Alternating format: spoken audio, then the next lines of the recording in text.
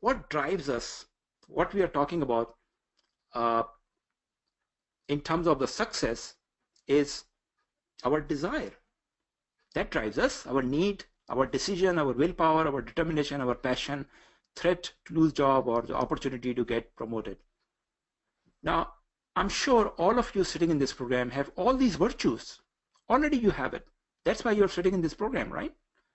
That was the reason your desire, your need, your willpower, your determination, your passion, your opportunity brought you here. So at least you moved into box 2 and now you're very much ready to go into box 3. Is that good enough? Let's see. So motivation, these are all motivations, right? Motivation is get you started. So you said, okay, this program looks really the nice one and this will help me to become a CFO or reach to the C-level position. Let me start and join this program and you're here. Would that be good enough? I doubt that, because we are not talking about gaining knowledge. At the end of the session, you will have a lot of more knowledge, but is that good enough, sufficient for your success? No, absolutely not. Until and unless you apply that knowledge into day-to-day life, professional and personal. We are talking about changing habits, which is not easy, not easy. The main challenge I have in these, or the participants in these coaching programs, they gain very good knowledge, but the knowledge is useless without any implementation.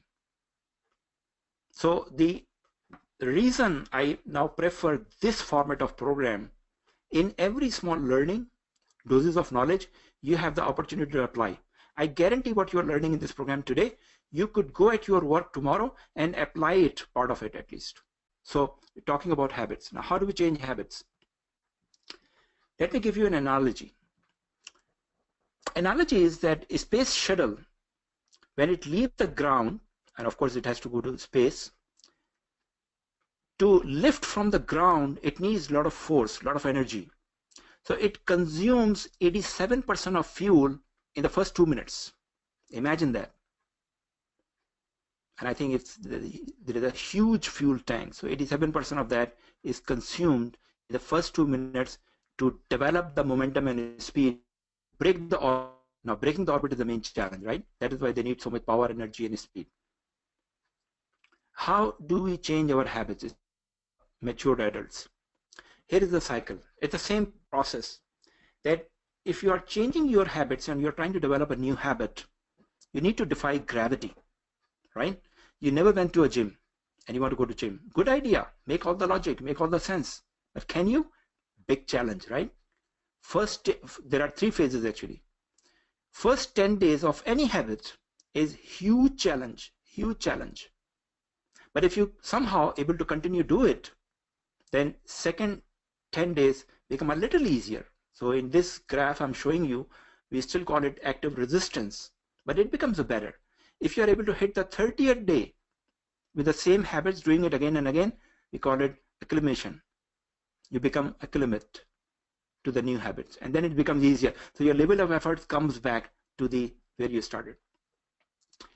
Now I started to go to gym about, I would say 12 years ago, and I passed through the same cycle.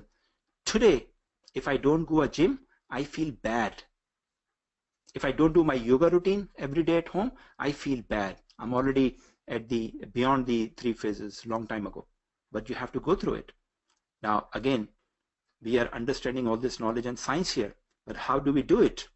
So we talked about motivation, your passion, your desire, your need, your inspiration brought you into this program. But what makes it happen? What makes it happen is the structure, process, accountability, support, peer pressure, recognition, reward, leadership. So think of this. You go to your work, which I'm assuming as mid-size or large-size company or business. And those businesses have a structure, they have process, they have accountability, they have support, there are peers there, accountability there, recognition, reward, leadership, boss, everything. Everything is there, right? You don't question every day that whether should I go to work or not, right? You don't question that, I'm assuming, and you normally go there as a part of routine, right? Easy to do it.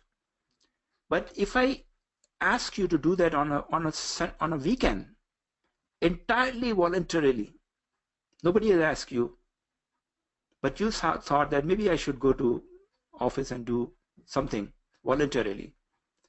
Even if you've decided, with a lot of firmness and clarity, it would be hell of a challenge, because there is no structure, there is no accountability, there is no process, there is no peer pressure. It's all up to you. It's all up to you.